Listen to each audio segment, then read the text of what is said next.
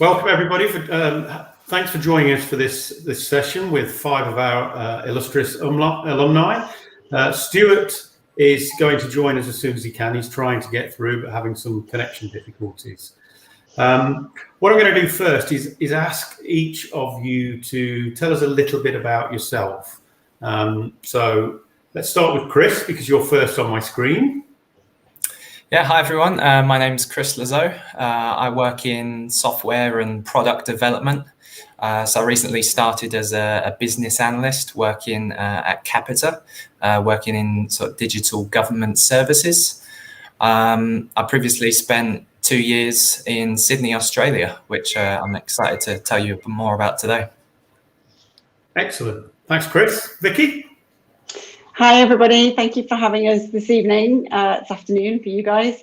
My name's Vicky. I live and work in Singapore. I'm currently a senior account executive for Gartner, a global research and advisory firm. I've been out here for 9 years now, and originally from Nottingham in the UK, working hard, but also I'm a huge Formula One fan in my spare time, which I can share a bit more about as well. Let's hope you can cheer Lewis Hamilton on when he's out there. Well, we're not having it this year, unfortunately, but next week in Silverstone, of course. Okay, brilliant. Tara? Hi, I'm Tara Dixon. I'm from Northern Ireland and I graduated in 2019. I'm currently working in Spain, in A Coruña in the north, for Zara as a menswear designer for denim. So I design all the styles for denim around the world, and there's 2 other designers as well with me that work with me, and one of them is actually also from England. But yeah, that's me. Thank you, Tara. David? All right, cheers guys. Thanks for everyone for joining, and thanks to the rest of the panel as well, and Russ for leading this. My name's David. I'm based in Hong Kong. I've been living offshore now for 10 years. I started, first of all, in Shanghai. I was there for 2 years, then moved to Hong Kong 8 years ago. Since then, I've become a full-time permanent resident now. I currently work in digital marketing. I'm a trained videographer. That was my first initial job, was in video production. I then went to digital marketing side in a big corporate, and now I'm back at agency side, because that's kind of more me. Wearing t-shirts to work rather than a suit and tie. Okay, great. Stuart, are you there? I don't think so. Okay, so the next thing I'd like to ask you, because our audience, our live audience, and the audience that will watch this subsequently on YouTube are students at DMU mainly, or at least that's the target audience.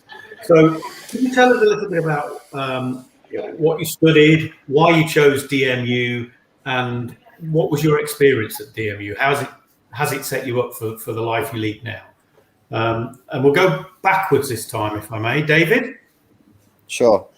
So I studied media technology at De Montfort. I'm one of the rare people that actually used their degree when they left. I went first into video production, and we had an amazing media center there at DMU, and I did lots of stuff from tech, building websites, to actually producing videos, which is where I started my career, to a little bit of music production and all sorts of things. And one of the main reasons I chose DMU was because it was such a creative university. So a lot of the people I live with, I actually live with 2 people that were on my course for 3 years.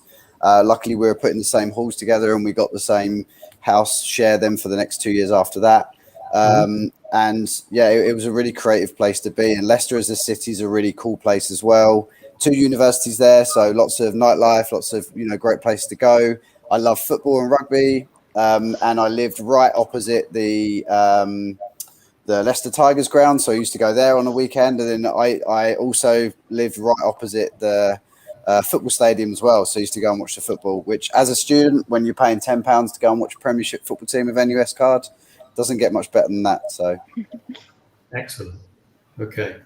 And did you feel that, looking back, how important was what you studied to what you do now?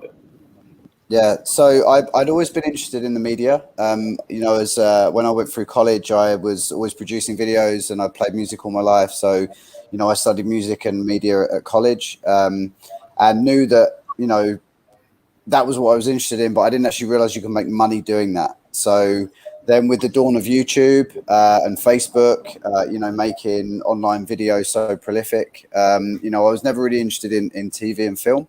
I was more interested in online videos. So I started in product videos, first of all, working for big companies like Dixon Store Group, Panasonic, LG, Samsung, making videos for Amazon and Argos, you know, short 1 minute videos about their products, then realize, wow, this is a really cool way to earn money. And then, yeah, that's what I carried on doing when I graduated as well. So, yeah, I was very, very fortunate. My first job was working in London for a huge post-production company. You know, had a really good experience of living and working in London as well as Leicester.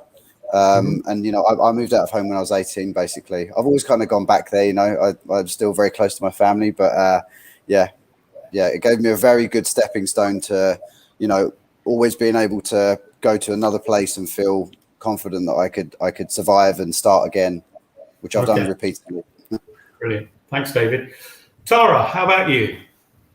Hi, so I studied fashion design in DMU as well. I always knew I wanted to do fashion even from when I was in high school, but there's not very much in Northern Ireland and not many places to study apart from college. So I knew I had to move away to England.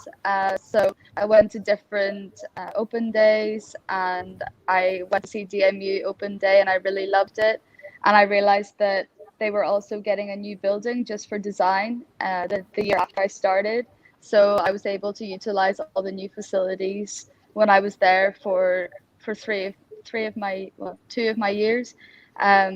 I did a placement year in between my studies. So in my third year, I did 6 months in London at a small company called Peter Pilato. And then I did 6 months in Germany in Hugo Boss for a menswear designer. And after that, I realized I wanted to move away for sure. So then I came back to Leicester, finished my studies, and I got a job in Givenchy in Paris for 6 months, like an internship as well. So I was living in Paris just before the quarantine and everything. I came home luckily for after that because my internship finished. And yeah, then I came here and I started working for Zara. Tara, don't tell us about that bit yet, because that's okay. That's okay. I'm just sort of trying to get a picture of you know, why you chose what you chose, and how it's helped to set you up for what you're doing now, really. Well, fashion design is what I studied, and this is exactly what I'm doing. So I think that what we studied in university is super important, because I wouldn't be able to do what I'm doing now. I like, for example, CADs. I feel like CADs are, like, I don't know if you guys understand, are super important because we study them in university, and I use them every single day. And really? yeah, even in whenever I was in high school, I was like making dresses and things, and I like knew that's what I wanted to do. And yeah, I absolutely love living in DMU as well, living in Leicester, and the nightlife is amazing. Yeah, like I had an incredible time whenever I was there, and I miss it already. Like sometimes I want to go back and see it, but hopefully soon, after the COVID's gone and whatever, hopefully I'll be able to come back, because I still have friends living there. And yeah, you'll be welcome. I'm sure there'll be events that would be interesting for you to attend, and certainly we'd love to invite you. Vicky. Hi. Well, I'm slightly envious of David and Tara having a fairly good sight on what it was they wanted to accomplish before or during their university careers, because I was at I had no idea basically when I came to university. I didn't know what I wanted to do for a career, and one of the reasons why I chose DMU and the degree that I did was the amount of flexibility that it offered me. I graduated way back in 1999, and I did the combined studies degree that was available. I'm not sure if you have an equivalent now, but it was really great because I didn't have to pick a particular discipline and get tied to it at that stage.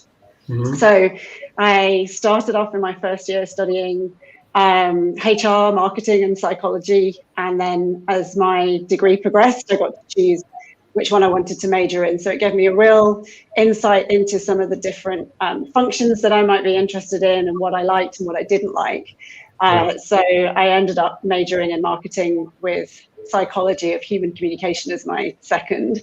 And it really has afforded me that flexibility as I've gone through my career path. I came out of university, went into a sales role through recruitment, then moved into product development for a food manufacturer, and then worked at the Body Shop head office in London, so similar to you, David.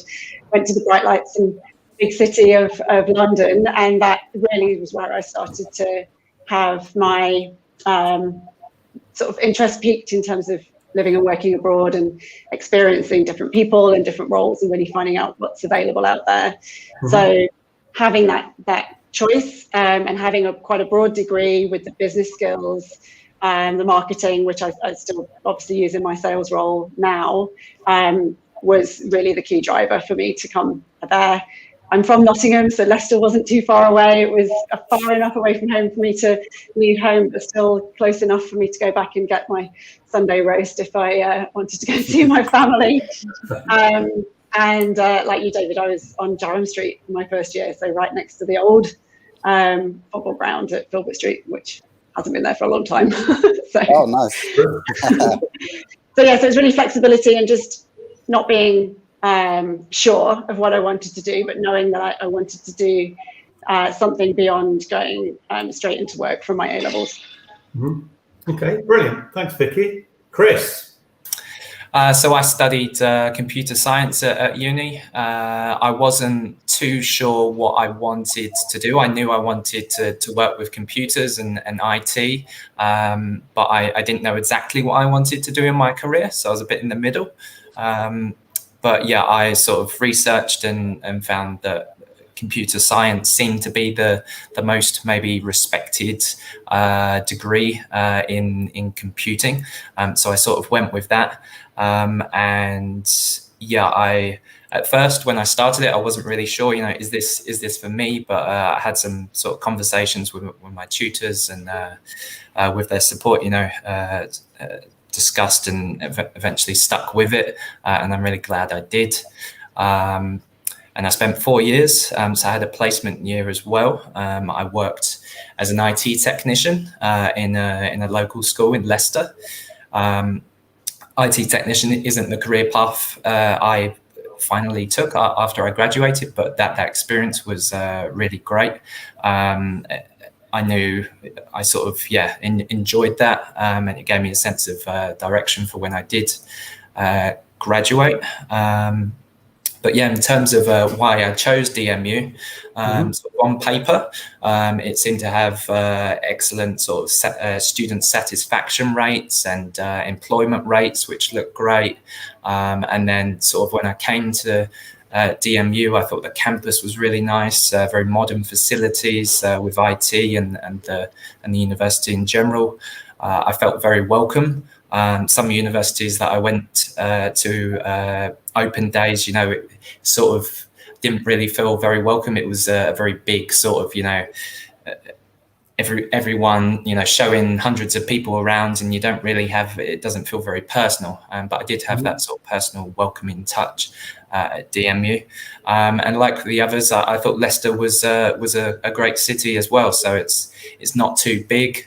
That you need to sort of get public transport everywhere, but it's small enough that you can walk around and the nightlife's great, and there's a lot to do in Leicester. So yeah, very pleased I chose DMU, and it's in terms of the sense of direction for my career. I did use my degree, but I think a lot of people from computer science will typically go towards sort of software development, and I found during my career, during the degree, that wasn't really the direction I wanted to go in, and I wanted to be more on the people side of things, and maybe helping people with computers, or maybe building software. And that's what I eventually got into. I started in a sort of a training position, IT trainer, helping people traveling around the UK, hospitals, training healthcare staff to use the software that for the company I work for. But then I eventually moved towards more product side of things, and business analyst and product management. Okay, great. So you've all had interesting journeys so far as we've got so far. And it's also interesting that what you said, Vicky, about not really knowing what you wanted to do until later on. And I know we're going to have a discussion about that separately. But okay, so question now is, and Chris, your answer is going to be slightly different, but we want to hear about your experiences abroad. And we'll start with Tara this time. So where are you now? How did you get there? So I'm in Spain, in A Coruña. It's not exactly hot Spain like you would imagine. It's in the north, so it's really close to Ireland. It rains a lot. It's very like home.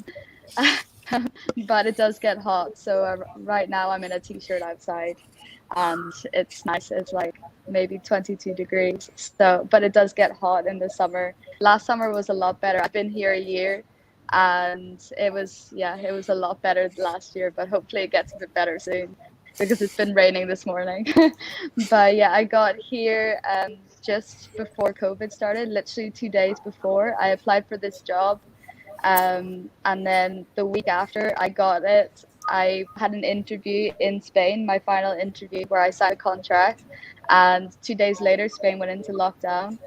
So I was very lucky to sign that contract before I had to go home. So yeah, I moved after quarantine. I moved in July last year. So I've been here a year. And yeah, I'm working in the menswear department for denim. So it's super enjoyable. I love my job, and I wouldn't have got this job if I didn't do my work placement whenever I was at university. I think that not enough people do this. For me, there were only 2 or 3 people in my year that took a placement year, and all of these people have more experience, more job possibilities. And I know people struggle. They want to get the job, they want to get university over and done with, and that's it.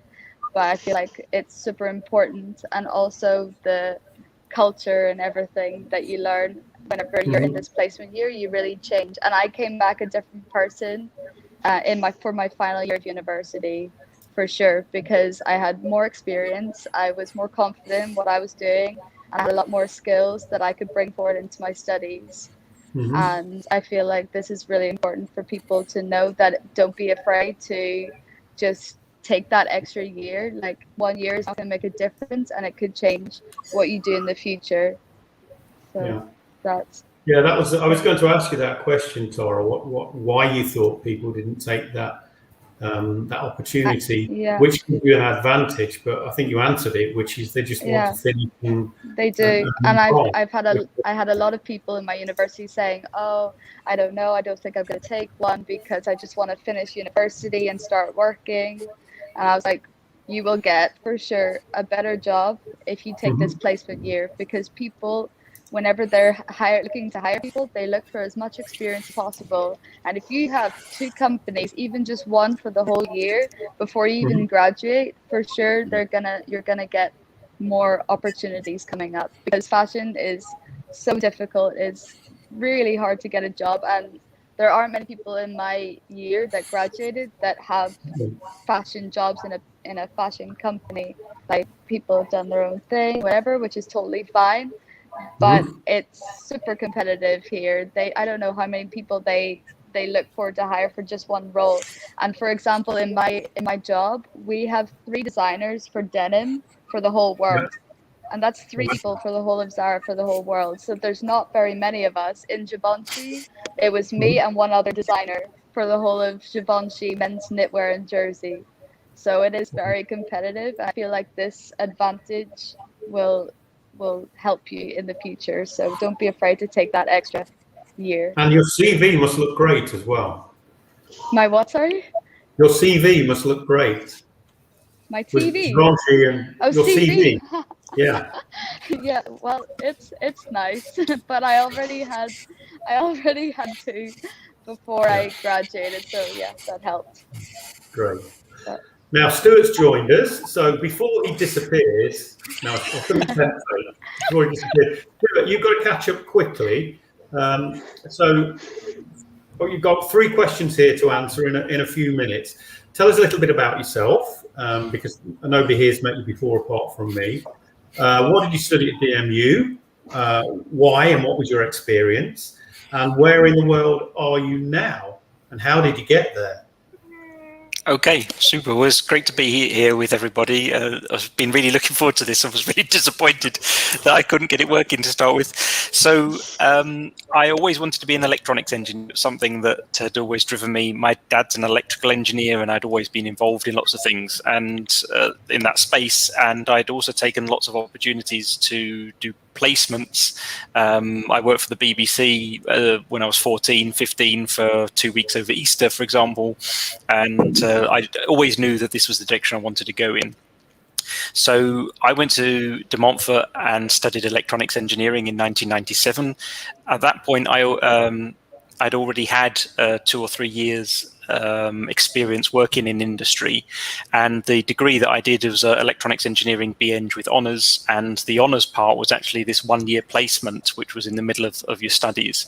So because I'd already had industrial experience, I sort of asked if it was absolutely necessary to do this year, because I didn't see any point in doing it if I was just going to go to another company in the UK. Didn't seem to be any advantage to that. So they said, no, you don't need to do it, but if you want to, you can. And luckily, the reason why I'm now in Munich in Germany is because the university, a previous alumni was German, and he worked in Munich for an electronics company, for a semiconductor manufacturer, and his department was still hiring students from DMU, so that relationship was still there. And I applied for one of the positions and was given a year's placement in just outside of Munich. And when I finished my degree, they gave me the opportunity to come back and work. So that was in 2001 when I moved to Germany, and I've been here ever since, the last 20 years. Wow. Okay. And I suppose, well, let's go to Vicky first. Tell us about why and where you are in the world. I know you've already mentioned it, but. Yeah, so I'm in Singapore, and this is my first permanent placement away from the UK. My journey here was not precisely planned out. I knew I wanted to live and work abroad. I always did, but again, you'll hear this common theme from me. I was never really quite sure what that would look like. I just kind of knew I wanted to do it. And really what triggered it was I came to Tokyo on holiday for a friend's wedding and immediately fell in love with Asia. It was my first foray into Asia. That was back in 2004-05. And then when I started working in London for a global data and intelligence firm, my role involved taking care of our clients in Central and Eastern Europe. So I had business travel as part of my role, and I was really fortunate to travel on a monthly basis to Poland and Bucharest and Czech Republic. It was really great travel, and that got my real interest in wanting to live and work abroad. And it was from there that I had the opportunity to come and work in Hong Kong for a month, David, and that was my first time in Hong Kong, and again, just loved the city. So I knew I wanted to be in Asia. And I spoke with my boss at the time and said, look, I want to move at some point. I was running a team in London. So we just managed to, can you hear me okay? We just managed to organise it that a role came up, and I transferred over with my partner at the time, who was also had a new role in Singapore. And we hadn't been to Singapore before, but we figured, we loved the other places we've been to in Asia. We knew people who'd been here. Singapore is very easy. It's kind of like Asia light. English is the national language. It's very easy to assimilate here and move as an expat. So came here and stayed here. And I've been here we didn't know how long I was going to be here for. I'm here 9 years now. Have no plans to leave anytime soon, except my partner is Australian, so the next move will be to Australia, but not yet. Okay.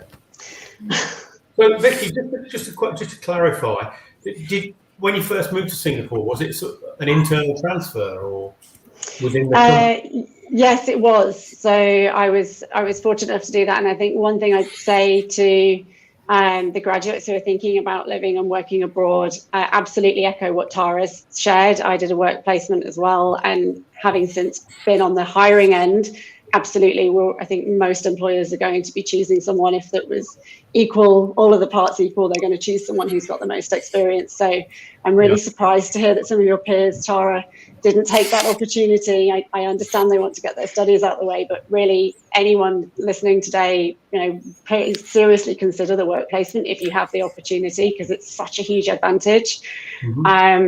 And then, when you're in a role, or when you're looking at potential employers, if it's something you want to do, have a look at what opportunities you'd have for international travel in your role, and don't be frightened to ask, and don't be frightened to share your ambitions with the employer. Even at interview stage, I think it's great to know what people's aspirations are and what future plans you would have for them in a role. It helps career pathing and planning going forwards, to know you've got someone who's keen and curious to take their skills abroad, and it really helps the employer when they're managing their global mobility as well. Excellent advice. Thanks, Vicky. David, really interested to hear your story, because you've been abroad for quite a long while, haven't you? Yeah, well, I had started traveling when I was very, very young. So when I was 19, I started backpacking. I've been around the world once, and I've spent a lot of time in Europe traveling. So I've always had the bug to get away, which a lot of people that live abroad now, they start traveling when they're very young. I've got family all over the world as well, so it's kind of been a big thing for me to travel to Australia. I've got family in Sydney, so I'd seen that other side. And then when I left university, worked for a few years, I was working as a video producer. I loved my job. I really, really loved my job, but then had a bit of a career break and was 3 months between getting a new job to go and run a studio a bit closer to where I lived. So that was going to be exciting. A friend of mine was going traveling the world, and he'd never been to Thailand before, and I traveled all around Southeast Asia. He said, why don't you come for 4 weeks? And it was Christmas in the UK, and it was snowing, and I was like, okay, when January comes around, I'm booking a flight. I left. I then traveled on my own after he left about a month later through India for 4 weeks. I met a couple of people, I met a couple of people in Thailand, first of all, and one of them turned out to be my future boss in Shanghai. She was working for a global service office provider, so a real estate company called Servcorp, and she needed somebody to come and develop some videos and do some photography and basically be a digital marketing manager.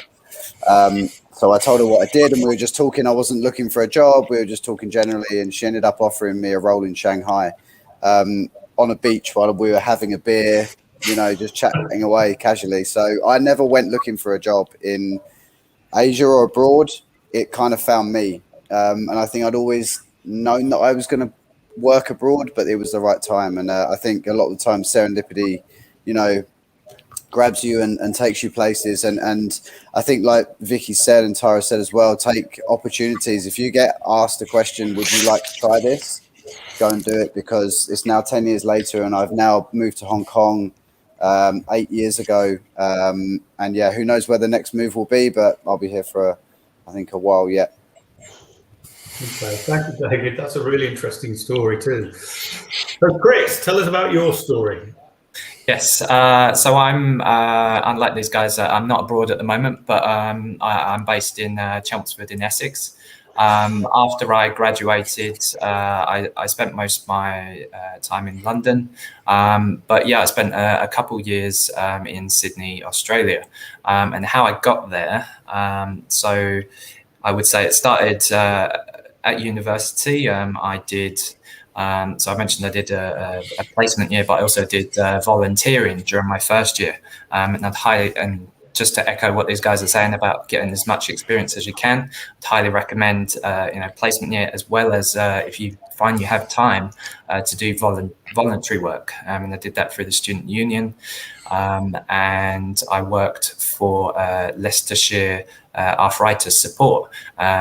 As I mentioned, I wanted to be in a role maybe where I could help people with IT. So I sort of ran a computer learning course once a week, just in my spare time during my first year. And so that was my first sort of experience as an IT trainer. And that's the job that I got when I graduated. I worked for a company based in London as an IT trainer, traveling around the UK training people to use their software.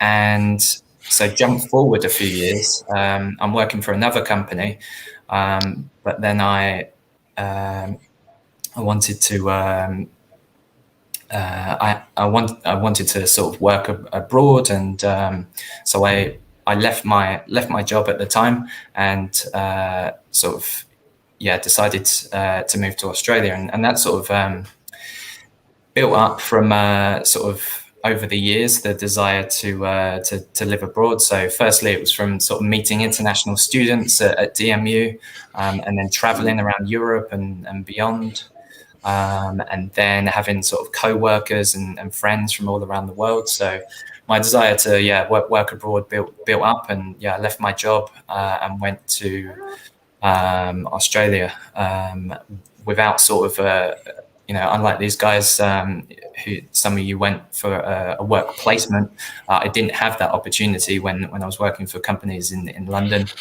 So I decided to do it myself, left my job, which was quite risky, but went on to Australia on a sort of a working holiday visa, and managed to secure a job with the company I first worked for when I graduated, when I was an IT trainer and then a business analyst. So it goes all the way back to really my voluntary experience at DMU, and as a trainer, that was the initial opportunity that sort of wound all the way up to getting that job when I went over to Australia. So definitely echo getting as much experience as you can. Just again, to echo these guys, highly recommend working abroad. Mm-hmm. Okay. So you're obviously all keen advocates because you've either done it or you're doing it. Some of you, clearly, like David, it must be just running through your veins from what you were. But and this is a question to all of you at once, I suppose. Did you have any difficulties in this period working abroad? I mean, Tara, you've only just started, but for the rest of you, were there any challenges? Sorry, let's put it that way. And I'm not talking about the current COVID situation, of course.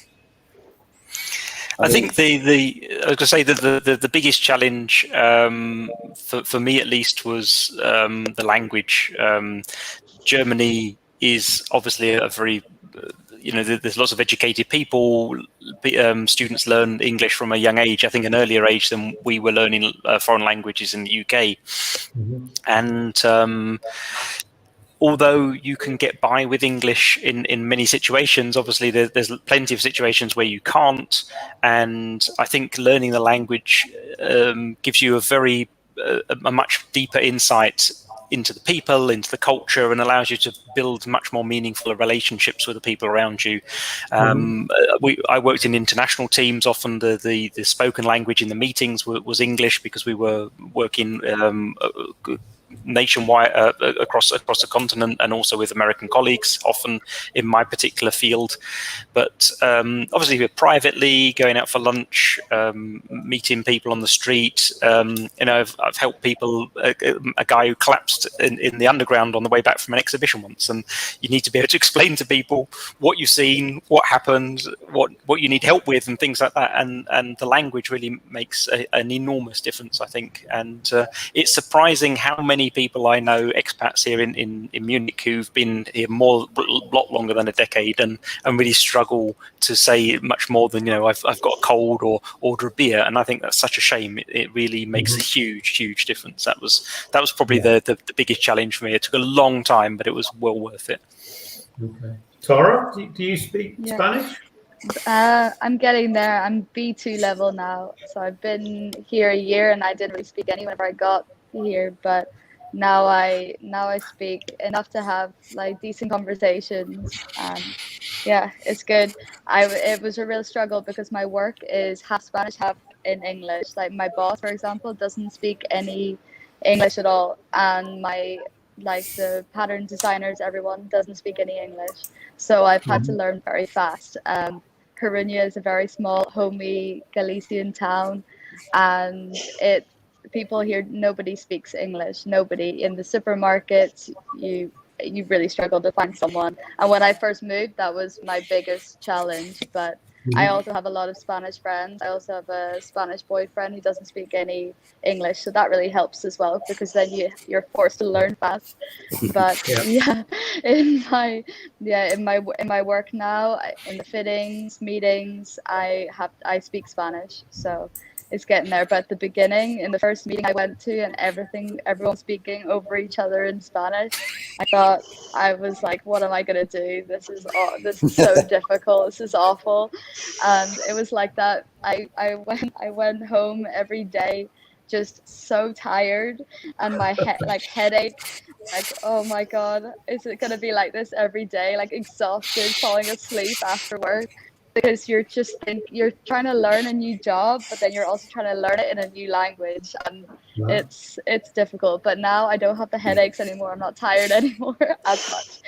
But I completely agree with Stuart. The language is so important. Like I was in Paris 6 months, and I don't really speak any French. I didn't really try, to be honest. But I've really tried to learn Spanish, and I've actually always wanted to learn Spanish. It's been on my bucket list since I was in high school. So yeah, was it a prerequisite when you applied for the job that you must learn Spanish? No. My job, they told me, they were like, do you speak Spanish? And I was like, nope. And they were like, okay, well, you will learn. Okay, so it was an unspoken prerequisite. And in my interview, my boss was so I was speaking in English, and there were 4 people, and 3 of them spoke English, but one of them, my boss, didn't speak any English. He had no idea what I was saying that meeting. I could have been saying anything, and he had no idea. So, but now I can speak to him, so it's better. but it took me like maybe 4 months to be able to have like conversations with him. So I think he's happy that now I can finally speak to him. So it's good. And I also have classes. Sorry, I have classes of Spanish every single week, and they pay for this, so that helps too. Sorry, David. But also your personal life must help with that as well. Yeah, it does. It does. David, what about you? You've done all this traveling. How many? Yeah. You're going to tell us you speak about 12 languages now? No. I struggle with English. I'm from Essex, so Chris, you'll understand. We've mastered one language, kind of. But no, So for me, the language was obviously a huge issue. I mean, I'd never been to China before, so my first experience of Asia was Thailand, Malaysia, Singapore. Everybody speaks English. It's very easy to get around. I was basically a tourist, so no one expects you to speak local language. But I landed in Shanghai, and I'd never been to China before. And I thought to myself before I went, I'll be okay. I've been to all these places around Asia. How hard can it be? and I got to the airport and realized that nobody spoke English, like not a single word. And I got to the taxi rank and no one spoke English at the taxi rank. I got into the cab and the driver didn't even know how to say hello. I quickly learned then that if I didn't have everything written down in Chinese on a business card or be able to say the crossroad to where I was going, I would never get there. So I did learn enough Chinese to get around. That wasn't really the biggest problem. The biggest shock was the culture shock. So the work-life culture in China is, I always say to people, it's like taking your brain out, spinning it around and putting it back in again, because everything you think is correct, the correct way to do something, often in certainly in China, it's not the way that they perceive that to be correct. So there's a lot of cultural differences, like losing face. You basically always are very, very polite to people. It's a little bit like Japan in that way. There is no kind of you'd never be very honest in meetings necessarily. You don't necessarily speak your mind very much. Whereas me, you can probably tell I'm quite an outspoken person. So that took about 2 or 3 weeks for me to get a big kick up the arse and realize that I needed to study a bit more of the culture. So I'd say anyone that's looking to go abroad, certainly if it's anywhere outside of Europe, really look at the culture as well and try and visit that country before you go, because that would have given me maybe a different kind of insight, where I would have got to the country and known a little bit more about the business side of things, rather than just thinking, oh, it's okay, I've traveled many places, I'm sure I'll be fine to live somewhere. But it's very, very different when you live in a country to actually just being a tourist. Yeah. Okay. Thank you. Good advice. Vicky?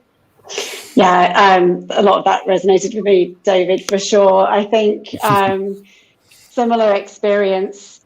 Can I say Singapore is very, very easy. It's one of the great attractions for the country, and why a lot of expats settle here so easily. But the language wasn't so much of a barrier for me here, though Singlish is definitely one of its own, and my Singlish has certainly excelled over the last few years. I think really understanding that cultural difference, not just on the personal side, but particularly in business. Similar thing. I come from being in London, working with and selling to investment bankers in the city, lawyers in the city, private equity firms, quite out there. We could all be pretty straight talking and frank in meetings and quite direct, and business happened a lot faster. Mm-hmm. When I came to Asia, it took me probably a bit longer than you, David. It took me probably about 6 months to really understand where the friction was and where things were falling over, where I would have expected a certain outcome from dealings in Europe versus dealings in Asia. Most of it, you learn as you go, but I think a top tip for anyone, I had an amazing group of colleagues here in Singapore. A very good colleague of mine, Jo, she was from Malaysia originally and had lived and worked in Singapore for a long, long time. And she kind of took me under her wing and really shared with me some of the nuances of being over here and how to work with people and guided me through that process. So if you've got someone, like David said, who you can contact or be with before you move over to get that experience, great. But, get to know the people around you who are local or have been here longer, but local the better, so they can help you navigate that.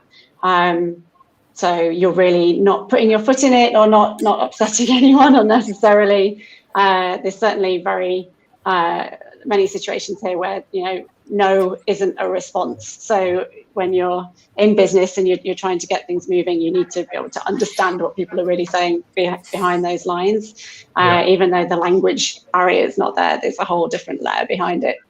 And then the other thing, really, I suppose the biggest challenge is the culture shock the other way. Now, when I come back to the UK, I actually find it quite challenging sometimes being in London.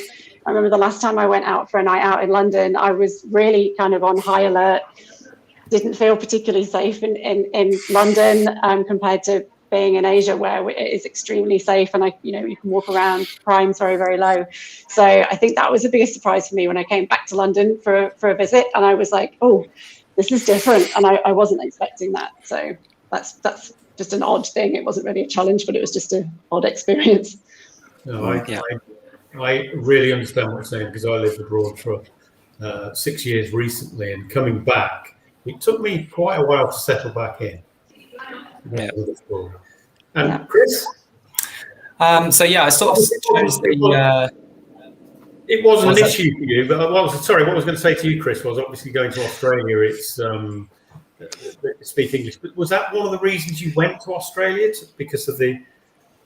It was, yeah. I sort of chose the easy option in terms of language. Obviously, everyone in Australia speaks English, which made the transition, fairly easy in terms of language and culture, very similar.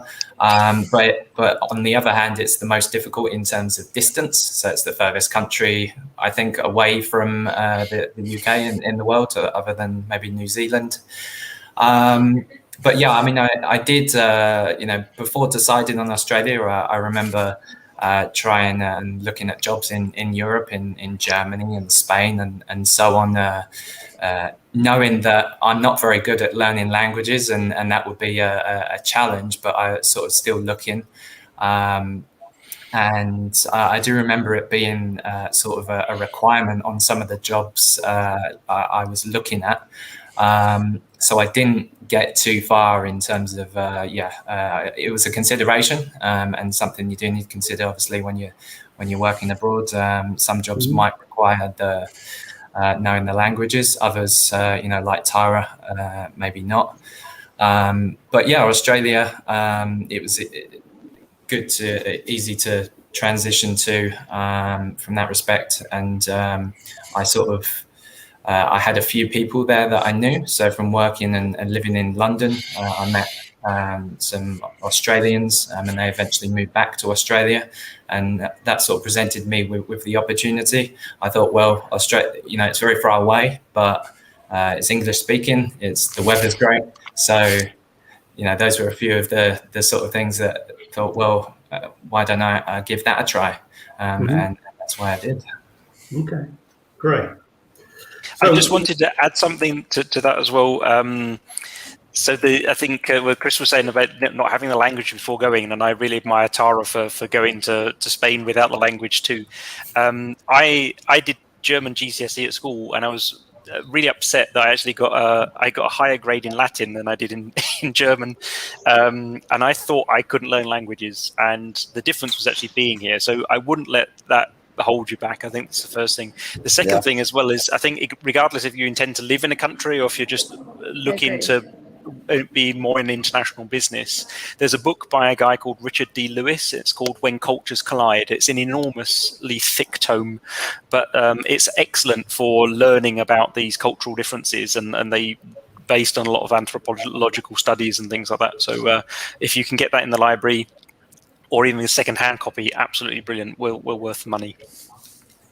And I'd just like to say, don't let that stop you, because that is also part of the joy of living and working abroad, is getting to explore that and experience the differences. And, it's never going to be perfect, but that's part of the development and growth that I think you experience is living and working abroad, is discovering that, rather than you're never going to know it all. Yeah. Every day I learn something new here.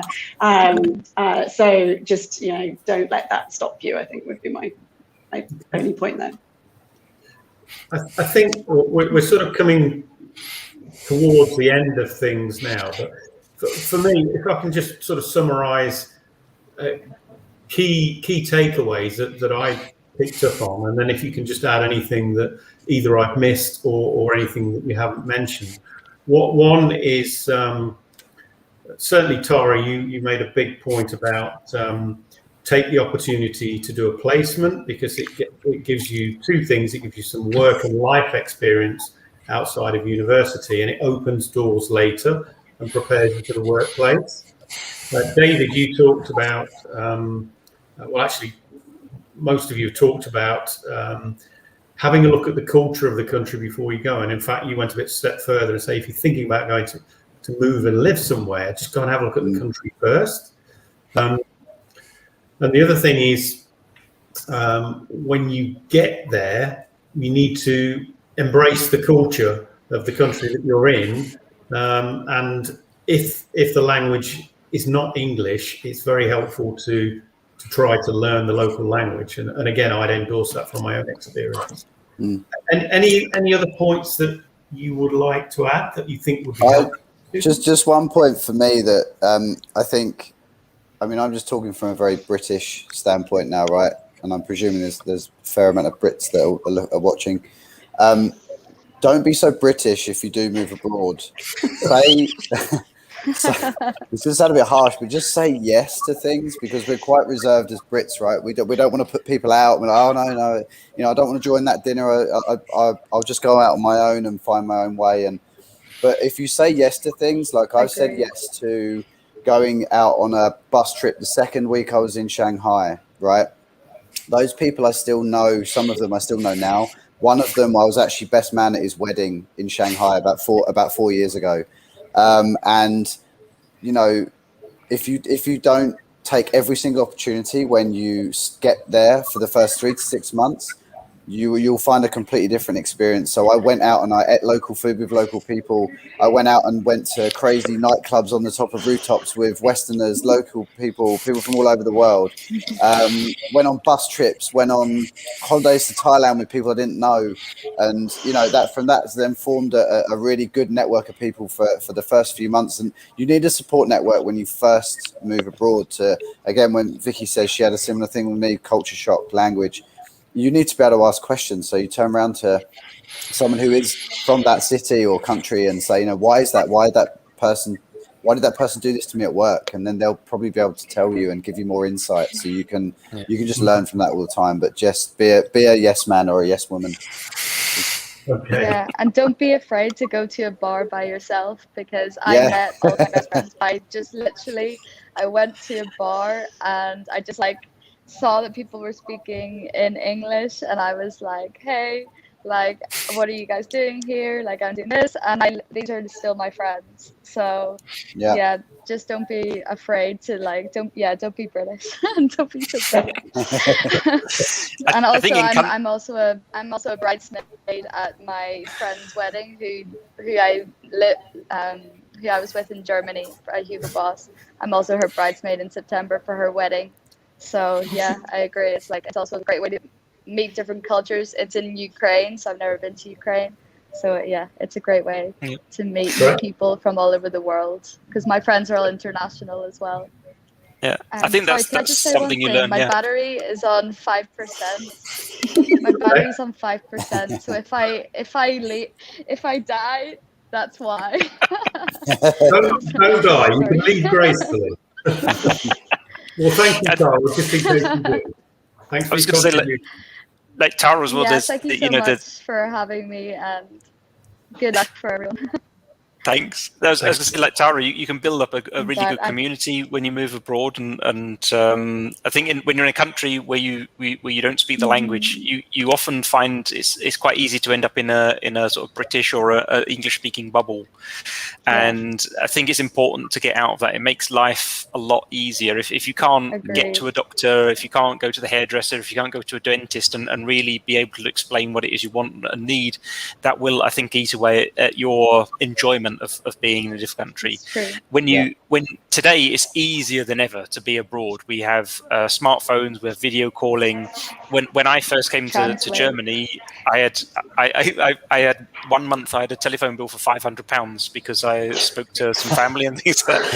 That is all luckily a thing of the past, and staying in touch is a lot easier than ever before. But it's still a challenge, and you need to be aware of what is your personal dependency on your family and the friends that you already have in UK, and also as you progress in that lifestyle. I have family here, my own kids. Grandma and granddad can't pop round and help out, and if your partner is also not local, that means you have no family support network. So you need to have that support network through friends, neighbours, and everything else as well to make all those things happen as your life develops and progresses. If that's on the cards too. So. Yeah. I'd recommend if anyone sort of goes abroad and you feel a bit isolated, Facebook groups can be a great place. I joined some sort of English people in Australia on Facebook groups, as well as going to sort of meetups and joining expat communities can be some good option again if you're sort of struggling to. I'd say firstly, to echo these guys, go try and meet local people and go to bars and stuff like that. But if you do struggle, meetups and Facebook groups is a good second place to look as well. And also find places to get your English stuff, your English food that you miss. Yeah. That can be helpful. Spencer's food here, which I am delighted about. Yeah, I'd say from a business perspective as well. I'd never been to a business networking event before I went to Shanghai. But it became, because I was working in marketing, it became part of my role because I had to bring in new business, right, as well as, do the marketing for the company. So, I went and joined the Australian Chamber, the British Chamber, and I met lots of people through that I still, again, know now because people tend to move around, in similar circles. And a few moved to Hong Kong, a few are in Singapore, a few are still in Shanghai, who I still talk to now. And it gave me a lot of experience of meeting people from all over the world that then, because in the chamber, there are actually people that are not just from that country, but they're from lots of different companies and they're from all over the place. So you go to a networking event and there's 20 or 30 different people from different countries, So go to networking events. Again, don't be scared to just go into a place and grab a beer and just start talking to some random people and switch some business cards. And that's just how it goes. It will really stand you in good stead for the rest of your time working and your social life anywhere abroad. Excellent. Yeah, definitely echo that. And don't be afraid to leverage your network, even if you don't feel like you know many people before you go. You've now got LinkedIn, which is an awesome way for you to connect with people who are here. You've got the DMU alumni, of course, to really find out who's there. And even if you don't know the person, you're not always going to get a response, of course, but put yourself out there, ask questions.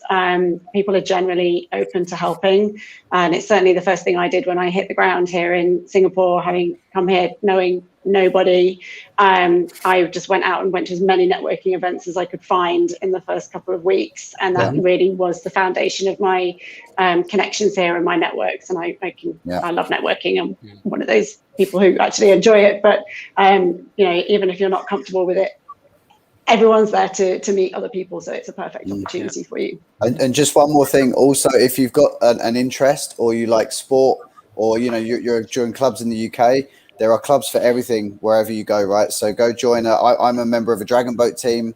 I go hiking regularly with a group of people. There's lots of different sports you can do.